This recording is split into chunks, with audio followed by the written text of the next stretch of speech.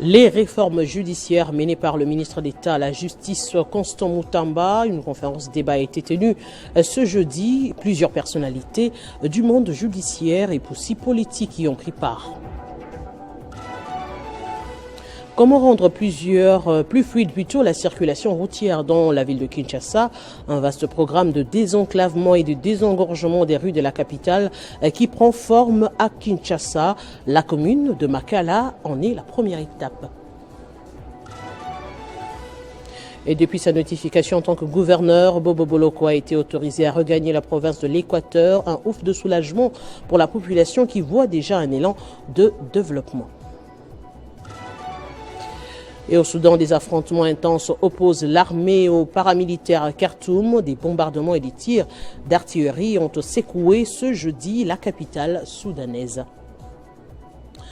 Bienvenue dans ce journal sur Télé 50. Le ministre d'État à la Justice, Constant Moutamba, a amorcé plusieurs réformes dans ce secteur afin qu'elle soit une justice qui élève réellement une nation. Ces réformes ont été présentées ce jeudi au cours d'une conférence débat qu'il a organisée à Gombe.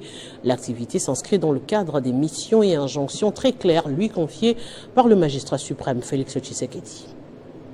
Ayant été nommé avec de missions et injonctions très claires du magistrat suprême Félix-Antoine Tshisekedi Tshilombo sous l'encadrement de la première ministre Judith Suminwa afin de trouver une thérapie appropriée à la justice congolaise qui a été caractérisée par un climat défavorisant mis en place d'un véritable état de droit, le ministre d'État, ministre de la Justice et garde de Sceaux, maître Constant Moutamba, a amorcé plusieurs réformes dans ces secteurs afin qu'elle soit une justice qui élève réellement une nation. Ces réformes ont été présentées ce jeudi 26 septembre 2024 dans la salle Majesté de l'hôtel Hilton de la Gombe par le patron de la justice au cours d'une conférence de débat organisée par son ministère. Le chef de l'État, magistrat suprême, après avoir reçu plusieurs doléances et après présentation d'une note d'information de son Excellence Monsieur le ministre du Portefeuille, les instructions étaient donc dictées de manière ferme au ministre d'État, ministre de la Justice, pour pouvoir réformer. Parmi ces réformes, l'on peut citer notamment les décrets relatifs à la sécurisation de biens des entreprises, établissements de services publics, la bancarisation des recettes du secteur de justice, pour ne citer que cela. Outre le ministre d'État, ministre de la Justice et garde de Sceaux, 4 autres intervenants se sont succédés au perchoir, dont les ministres du portefeuille Jean-Lucien Boussa, élu Hébéran de Kolongele, député national et ancien ministre, ainsi qu'au directeur de cabinet honoraire du chef de l'État, le professeur Joseph Zerbo, juge au Burkina Faso, expert, ainsi qu'au maître Jérémy Wambo, avocat et expert. Dans leurs interventions, il faut globalement retenir qu'ils trouvent salvatrices les réformes amorcées par le ministre de la Justice et qui plaident pour leur meilleure mise en application. Et nous nous sommes rendus compte, au-delà de ça, qu'il y avait également cette pratique de spoliation des biens, des maisons d'autrui et de l'État. Suivant ces instructions, nous avons produit un premier texte sur la base de notre Constitution. C'est sous une ambiance à bon escient que cette conférence, qui a connu la participation de plusieurs sénateurs et députés nationaux, le représentant du vice-premier ministre, ministre des Transports, les membres du corps diplomatique accrédité en RDC, les hauts magistrats, les bâtonniers de l'Ordre national des avocats et plusieurs autres intervenants, s'est clôturée. La prison centrale d'Okananga, surchargée avec plus de 600 détenus pour une capacité initiale de 300, fait face à une crise humanitaire couplée à un manque d'eau potable et des conditions de vie déplorables. Les autorités, conscientes de la gravité de la situation, s'engagent à prendre des mesures pour désengorger cet établissement pénitentiaire en état de délabrement avancé.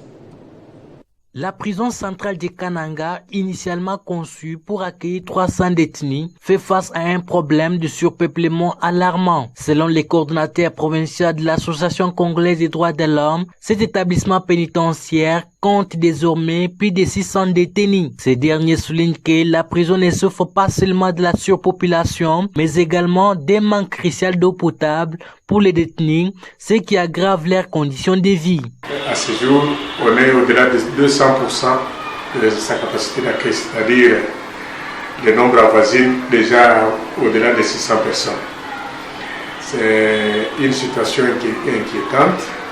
Il faut aussi dire que les conditions ne sont pas réunies pour que ces présumés innocents ou les condamnés, les citoyens qui ont toute la liberté, bien qu'en détention.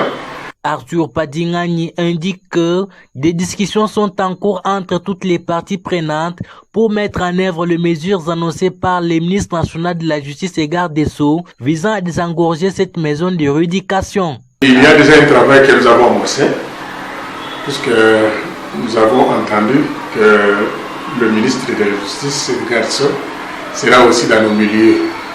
Nous avons fait déjà un travail, bien sûr, la CNDH, le Reprodoc. Bon, des listes ont été établies, on va voir si jamais nous aurons des instructions ou le ministre descendra lui-même ici pour aussi entamer les désengorgements. De plus, la prison centrale de Kananga se trouve dans un état de délabrement avancé, ce qui complique encore la situation des détenus et soulève des vives inquiétudes quant à leurs conditions de vie.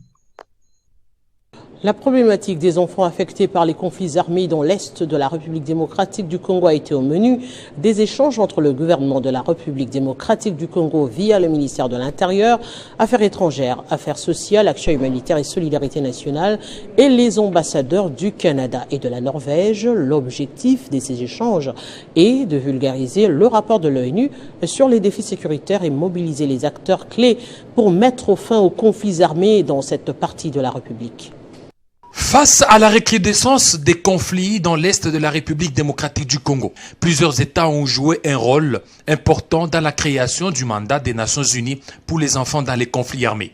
Les groupes des amis des enfants affectés par les conflits armés et les gouvernements de la République démocratique du Congo via les ministères de l'Intérieur, Défense, Affaires étrangères et Affaires sociales, Action humanitaire et solidarité nationale, tous associés à réfléchir sur la problématique des conflits dont sont victimes les enfants dans l'Est du pays. C'était essentiel à ce stade-ci que le Canada et la Norvège, ensemble, comme coprésidents du groupe des amis des enfants affectés par les conflits armés, réunissent ensemble tous les joueurs clés. Donc la société civile, nos partenaires de développement, le gouvernement, les forces armées de la RDC, nos ambassadeurs qui sont membres du groupe des amis des enfants affectés par les conflits armés, et les organisations internationales, évidemment l'UNICEF qui est notre grand partenaire là-dessus. C'est un problème qui est très présent en RDC, particulièrement dans l'Est, et on est tous très préoccupés par le sort des enfants. Le groupe des amis des enfants affectés par les conflits armés basés dans les États membres constitue une plateforme importante pour le partage d'informations, la sensibilisation, le développement d'un plaidoyer et de messages communs ainsi que la levée des fonds pour mettre fin et prévenir les violations à l'encontre des enfants. L'objectif des groupes amis des enfants affectés par les conflits armés est de promouvoir la prise de conscience des violations graves contre les enfants et de travailler avec le gouvernement, à savoir les ministères clés comme celui des Affaires sociales, Action humanitaire et solidarité nationale pour prévenir et réduire de nouvelles violations en République démocratique du Congo. En son jour, Louis Vatoum Kebomba, ministre de l'Industrie et Développement des petites et moyennes entreprises, a posé les jalons d'une nouvelle dynamique pour le secteur privé congolais, du déblocage des fonds pour les PME à la recherche de la production locale. Reportage. Aussitôt arrivé à la tête du ministère de l'Industrie et du Développement des petites et moyennes entreprises, Louis Vatoum Kebomba s'est mis au travail pour mettre en œuvre le plan d'action du gouvernement sominois selon la vision du chef de l'État, Félix Tshisekedi. Au nombre de ses actions phares durant les 100 premiers jours, on note les déblocages des arriérés des quotités dus aux structures allocataires, de la relevance sur le marché de la sous-traitance dans le secteur privé et la simplification des mécanismes de financement d'IFOGEC, ANADEC et APROXIM. Pour assurer un accompagnement technique rapproché en faveur des entrepreneurs locaux, Louis Vatoum Kebomba a obtenu l'acquisition progressive au profit des 10 directions provinciales de l'ANADEC des bâtiments administratifs, dont 3 sont déjà fonctionnels à Lubumbashi, Matadi et Mbujimaï. Dans les mêmes volets, l'inauguration de la maison de l'entrepreneuriat et innovation à Kinshasa comme incubateur pilote des PME et start-up en faveur de qui 40 contrats de sous-traitance ont permis la création des milliers d'emplois directs et indirects. Au plan industriel, l'accélération et la finalisation des usines Pepsi RDC ayant entraîné la création de 350 emplois directs et 1700 indirects, la restauration, 50 ans après, du contrôle des conformités suivant les normes nationales, la poursuite de la mise en œuvre du plan de relance de la Sotexki par les décaissements de la deuxième tranche et pouvant créer à terme plus de 55 000 emplois directs et indirects, notamment parmi les agriculteurs, sont autant d'actions menées par le ministre de l'Industrie et Développement de PME. Grâce à la diplomatie agissante du président Tshisekedi, Louis Atum Kabamba a pu ramener au pays plus de 500 millions de dollars américains de ses échanges avec les investisseurs chinois et indiens. D'autres hommes d'affaires indiens sont attendus à Kinshasa pour explorer et investir dans les secteurs clés, à savoir agriculture, sur la valeur ajoutée, le mine, la santé et autres. Les points focaux du projet de facilitation du commerce et intégration dans la région de Grand Lac, placé sous la présidence du ministre du Commerce extérieur Julien Paluku, se sont réunis pour la 5e fois dans la ville de Goma ce jeudi. Le but était d'examiner et valider le rapport d'activité du premier semestre pour l'exercice 2024, examiner et valider les prévisions d'activité du deuxième semestre 2024, mais également examiner et valider le plan de travail et budget annuel 2024 revu. Cette 5e réunion ordinaire du comité consultatif national à laquelle on prépare toutes les parties prenantes au projet de facilitation du commerce et intégration dans la région de Grand Lac tenu dans la ville de Goma a plusieurs objectifs selon Mbemba Sita Gabriel, représentant du secrétaire général au commerce extérieur. Les présentes assises s'inscrivent dans la poursuite des objectifs définis par le chef de l'État, son Excellence Monsieur le Président Félix Antoine Tshisekedi Tshilombo, qui considère le commerce extérieur comme un pilier essentiel de la politique gouvernementale sous le leadership de son Excellence Madame la Première Ministre, telle que mise sur orbite par Monsieur le Ministre national du Commerce extérieur. Thierry Kayembe, coordonnateur national du PFCIGL, salue la tenue de cette réunion dans la ville de Goma, malgré la situation sécuritaire que connaît le Nord Kivu. Au nom de l'autorité des tutelles du PFCIGL, son Excellence, Monsieur le ministre du Commerce extérieur, Julien Paluku Kahongya, je vous souhaite la bienvenue. Le gouverneur du Nord Kivu a été représenté à cette réunion par son conseiller en charge du commerce David Kamoua. Peu avant la tenue de cette 5e réunion, cette délégation du PFCIGL a visité les chantiers du poste de la Petite Barrière toujours à Goma pour se rendre compte de l'évolution des travaux de construction de ces postes frontaliers sous le financement de la Banque mondiale. C'est un vaste programme de désenclavement et désengorgement des rues de la capitale qui prend forme à Kinshasa. Les travaux de construction de la boucle de Makala qui compte les routes Kwilu, Kimwenza et Manzengele dans la commune de Makala ont été lancés mercredi. Ces travaux se font parallèlement aux travaux de construction de la boucle Wangata ou Soke Hôpital. La cérémonie inaugurale s'est déroulée à la maison communale de Makala. Les travaux de construction des avenues Kwilu, Kimwenza et Manzengele qui débouchent sur l'université est une première pour les habitants de cette municipalité qui ont maintenant une route intracommunale. Une journée chargée pour les autorités provinciales avec notamment le ministre provincial des ITP Alain Tshilungu.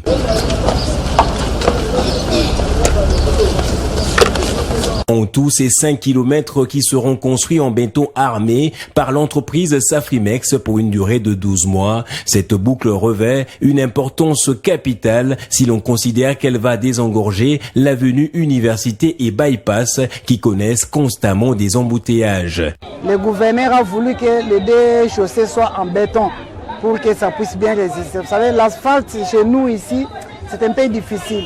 Avec toute la population qu'on a et avec l'assainissement qui n'est pas bien respecté par la population, ce qui fait que les routes en enrobé, ça ne dure pas longtemps. Les autorités provinciales sont passées par Kimwenza avant de prendre la route pour l'inspection des travaux de construction de la boucle Ouangata-Usoke-Hôpital. En tout, c'est près de 3,5 km de route en béton armé qui seront construits. Les travaux sont exécutés par la société Jinjin International sous la supervision du Bureau technique de contrôle.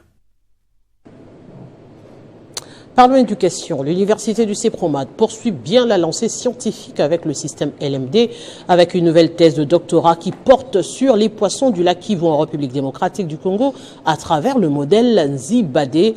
L'objectif principal de cette recherche doctorale était de concevoir un système type pour contribuer à la gestion durable et rationnelle de l'élevage des poissons dans les cages. Le professeur émérite Oscar Ntsaman avait raison lorsqu'il avait déclaré que le management devrait être considéré comme une science à part entière. Mais aujourd'hui, le monde scientifique lui donne raison, car il devient impératif d'introduire le management entrepreneurial dans toutes les filières. Pas plus qu'hier, une thèse de doctorat a été défendue avec succès sur le système de gestion des durabilités et de rentabilité de l'élevage du poisson sur les lacs Kivu en République démocratique du Congo. La recherche qui a été réalisée par le chef des travaux, Désiré Ndibonera, est axée sur l'optimisation des techniques piscicoles et halieutiques sur les lacs Kivu, application de la gestion entrepreneuriale suivant les modèles Nzibade. Dirigés par des éminents professeurs et après délibération à huis clos, la recherche a été sanctionnée par la mention grande distinction. Le jury a pris la décision suivante. Monsieur Nzibonera Bayokwa Désiré a réussi avec la mention grande distinction. L'université du CEPROMAD, unique point focal pour l'organisation des enseignements du 3e cycle en management, a aujourd'hui les vents en poupe et forme ses propres professeurs en partenariat avec plusieurs autres universités. Ce qu'il y a à retenir tout simplement est que à partir de cette thèse, nous allons contribuer à la sécurité alimentaire à travers les projets d'élevage domestique des poissons que nous venons d'innover à travers la thèse en question, en faisant bien sûr un lien avec le modèle Nzibade. En ces jours, l'apprentissage est désormais accessible à tous les domaines, notamment les sciences économiques, des gestions, de droit, d'agronomie, les sciences des santé, des communications et tous les autres désormais devenus managers. Dans le Haut-Katanga, forte demande dans l'agroalimentaire, l'agro-industrie, les énergies propres, les infrastructures, etc. aux investisseurs chinois vivant en province. Le gouverneur Jacques Kaboul a réaffirmé que le climat des affaires se porte bien et que des bonnes opportunités s'offrent à Kasenga, Mitwaba, Pweto, tout comme dans le Haut-Katanga. C'était plutôt lors du dîner d'affaires offert aux miniers chinois au lendemain du premier forum économique RDC-Chine sur les opportunités d'investissement qui a eu lieu à Pékin début septembre. L'entrée de son Excellence, Monsieur le gouverneur de province. C'est autour d'un dîner partagé avec les miniers chinois opérant dans le Haut-Katanga que le gouverneur de province a fait la restitution de son récent séjour de travail en Chine, où il a pris une part active dans la suite du président de la République au forum RDC-Chine sous les opportunités d'investissement. Jacques Aboulakato est revenu sur les projets de son gouvernement et les potentialités qu'offre le Haut-Katanga dans les secteurs des infrastructures, des mines, des sports et du tourisme, avec un accent particulier sur l'agriculture. Le gouverneur a rappelé les énormes potentialités des 3 autres territoires aux minéraux inexploités jusqu'à présent, notamment Pweto, Kasenga et Mitwaba. Ces contrées font face à un déficit en énergie électrique et en infrastructures routières, d'où l'urgence d'y investir pour lancer leur développement. Et les 3 autres territoires qui ne sont pas exploités ont besoin de barrages hydroélectriques. Et les potentialités sont là. Le premier besoin, c'est d'avoir des investisseurs qui viennent investir dans l'énergie électrique. L'autorité provinciale a par la même occasion signifié qu'un cadre de concertation va être créé pour garder un contact permanent entre les opérateurs économiques et le gouvernement provincial. Un appel du gouverneur salué avec satisfaction par ses partenaires. Personnellement, après avoir écouté tous ces projets, je suis très encouragé par son Excellence, Monsieur le Gouverneur. Invité à ces dîners, le boxeur congolais Martin Bakole a été présenté à l'assistance. Le chef de l'exécutif provincial a appelé ses partenaires à souscrire pour accompagner ses fils maison à préparer son grand combat avec un boxeur chinois, combat prévu au mois de décembre. C'est un ouf de soulagement pour la population de l'Équateur depuis que l'ordonnance a été signée par le président de la République le 17 juillet, le notifiant de ses fonctions de gouverneur de l'Équateur pour un second mandat. Bobo Boloko Bolumbu n'a jamais foulé le sol de Mbandaka, une situation qui inquiétait la population et qui ralentissait le travail au niveau des institutions de la province. De retour, il a été accueilli en masse et il annonce déjà le début des grands travaux. C'est un retour attendu par la population de Mbandaka. Bobo Boloko Bolumbu regagne enfin sa province. Depuis sa notification en tant que gouverneur pour un second mandat, l'homme n'est jamais retourné. Au pied d'avion, le membre des institutions provinciales, de la sécurité, mais aussi le chef traditionnel, tous sont venus saluer le retour du numéro 1 de la province. Au sorti de l'aéroport, un bain de foule, la population à qui se sont adjoints les membres des partis politiques ont improvisé une marche à pied abordant les avenues Mobutu et Yassania était là pour chuter au parc Joseph Kabila pour tenir un meeting populaire. Il commence par remercier le chef de l'État. Merci. La papa me conduit à l'école. Papa, tu sais quel tirombo. Pour s'occuper qui met à la capée à Wate, tu aurais fait que ça m'a boité.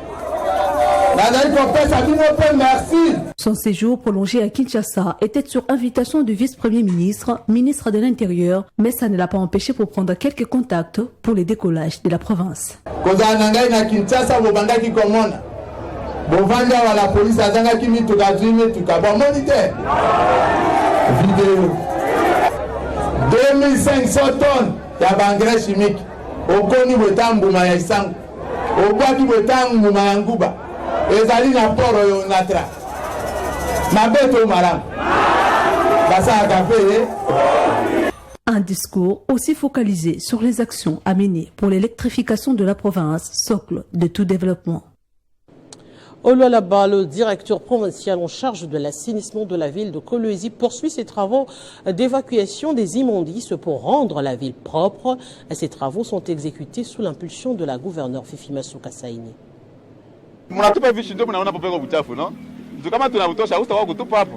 L'assainissement de la province du Lualaba demeure parmi les priorités de la gouverneure Fifi Masuka Saini. Sous ses instructions, 24 heures après son passage sur quelques avenues de la cité des Manika à Kolwezi, le directeur provincial de l'assainissement Arsène Dandoula a rapidement pris des mesures en envoyant des camions pour procéder à l'évacuation urgente des immondices qui s'étaient accumulés, exposant ainsi les paisibles citoyens aux maladies. Dans un temps record, tous les déchets qui traînaient sur l'avenue de la Paix et Foyer Social ont été dégagés par les camions et tractopelles de la direction de l'assainissement et cantonnage manuel à la grande satisfaction des riverains. Ces endroits autrefois déplorables sont désormais assainis, rendant ainsi la voie routière entièrement ouverte et propre. Nous remercions M. Arcel pour ce geste de cœur. Nous vendons ici dans des conditions déplorables. Ces lieux ne pas propres. Ces immondices ont traîné ici pour être évacués. Voir Papa Arcel pour procéder à l'évacuation, c'est une très bonne chose. Merci infiniment à lui. Merci beaucoup à notre gouverneur Fifi Masuka Saini pour ce genre d'initiative visant à redorer l'image de la province. Après le quartier Mononka, dans la commune d'Emanika, les évacuations des immondices initiées par le directeur Arsène Dandoula, déterminé à réaliser la politique du gouvernement Masuka, vont s'étendre dans tous les autres quartiers de la province du Lualaba. Et dans le cadre des vacances parlementaires, le député Mavunu Mona Richard, élu provincial de la ville de Kinshasa, a sensibilisé le week-end dernier la population du groupement Ghana sur les questions liées au développement de sa contrée. À l'occasion, il a procédé à l'intronisation de leur nouveau chef coutumier Nkumbela Joël. Soucieux du bien-être des habitants du plateau des Bateke en général et des Ngana en particulier, Mona Richard vient de doter en kits médicaux le centre de santé des Ngana construit par le député Motar Galiema Léonard. Un lot de matelas, des lits pour patients et d'accouchement, des microscopes et autres produits pharmaceutiques ont été remis aux responsables de ce centre médical. Le volet administratif et sécuritaire occupe une place de choix dans la vision de ces fils du terroir. Pour preuve, il vient d'ériger 2 locaux pour abriter les services de la police nationale de cette juridiction et le siège administratif de ce quartier rural d'Ngana. Un complexe commercial est implanté dans ce coin pour faciliter l'accès aux biens de consommation de première nécessité à la population. La suprématie du sol sur les sous-sols préconisée par le chef de l'État, Félix-Antoine Tshisekedi Tshilombo, est également à l'ordre du jour du calendrier de Mavunu Mona Richard. Ces représentants du peuple viennent de disponibiliser des tracteurs pour les travaux champêtres et un moulin à manioc, des céréales pour épargner les ménagères de la corvée du pilon et des mortiers, l'usage habituel pour moudre les cossettes de manioc. L'éducation de la jeunesse préoccupe l'honorable Mavunu Mona Richard. Il a fait un don de kits scolaires et mobilisé de bureaux à 4 établissements scolaires, à savoir l'Institut Mouloa, Angana, l'Epe Ngana, l'Epe Mouloa, l'Epe Kingasele et l'école Notre-Dame Mongata. Au groupe Mabou, la joie ressentie par les élèves bénéficiaires de ce don était visible sur leur visage. Une manière d'alléger les fardeaux de parents en accompagnant la gratuité de l'enseignement décrété par le chef de l'État, Félix-Antoine Tshisekedi Tshilombo. Notons que ces élèves et leurs encadreurs vont se familiariser avec les traditionnels tableaux noirs, des tables et des chaises de bureau pour un meilleur rendement de leurs activités scolaires. À l'occasion, il a procédé à l'intronisation de leur nouveau chef coutumier, Nkou Mpela Joël. Les habitants du village Boulomou Mwengo ont vécu cela dans une ambiance électrique avec les représentants à l'organe délibérant de la ville-province de Kinshasa. Et en dehors de nos frontières, dans la guerre au Soudan, des violents affrontements entre l'armée et les paramilitaires à Khartoum ont repris. D'après les sources militaires, l'armée a déclenché sa première offensive d'envergure depuis plusieurs mois, visant à reprendre les zones de la capitale sous le contrôle des forces de soutien rapide, ses rivaux, dans ce conflit fratricide qui dévaste le pays depuis avril 2023. Alors que le conflit au Soudan était au centre des discussions à l'Assemblée générale de l'ONU, avec un nouvel appel à la cessation des hostilités, des combats intenses ont éclaté tôt dans la matinée à Khartoum, la capitale, entre l'armée et les forces paramilitaires. Aux alentours des 2 heures du matin, l'armée soudanaise a lancé une offensive de grande envergure contre plusieurs positions des forces de soutien rapide, FSR, dans la ville. Des habitants de Khartoum rapportent des tirs d'artillerie nourris et de bombardements aériens concentrés principalement sur le centre-ville. D'après une source militaire, l'armée a réussi à prendre le contrôle de 2 ponts stratégiques, les ponts de Nil Blanc, le pont de Maknimir, qui relient les zones de la capitale tenues par l'armée à celles contrôlées par le FSR. L'armée aurait également avancé dans le quartier nord de Bahari où se trouvent de positions paramilitaires. Il s'agit de la première offensive majeure de l'armée en près de 4 mois dans le but de reprendre du terrain à Khartoum, largement contrôlé par les paramilitaires sous les ordres du général Hameti. Cette action militaire survient alors que le général Abdel Fattah al-Burhan, chef de l'armée, doit prendre la parole cet après-midi devant l'Assemblée générale des Nations unies. Depuis le 15 avril 2023, le Soudan est en proie d'une guerre entre l'armée, dirigée par le général Abdel Fattah, et les forces de soutien rapide, commandées par son ancien adjoint, le général Mohamed Hamdan Dagalo dit Hemeti. Ces conflits a causé des dizaines de milliers de morts, déplacé plus de 10 millions de personnes et plongé près de 26 millions de Soudanais, soit la moitié de la population, dans une situation d'insécurité alimentaire sévère, selon l'Organisation des Nations Unies. Il est temps de prendre le rappel des principaux titres. Les réformes judiciaires menées par le ministre d'État à la Justice, Constant Moutamba, une conférence débat a été tenue ce jeudi où plusieurs personnalités du monde judiciaire mais aussi politique y ont pris part.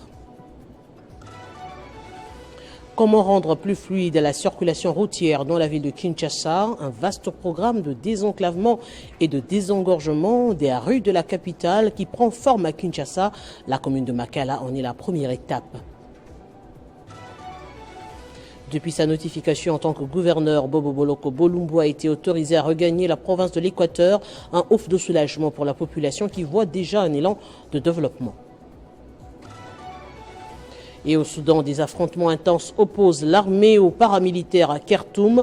Des bombardements et des tirs d'artillerie ont secoué ce jeudi la capitale soudanaise. Ce journal est complètement terminé. À tous, merci de l'avoir suivi et surtout très bonne suite de programme sur Télé 50.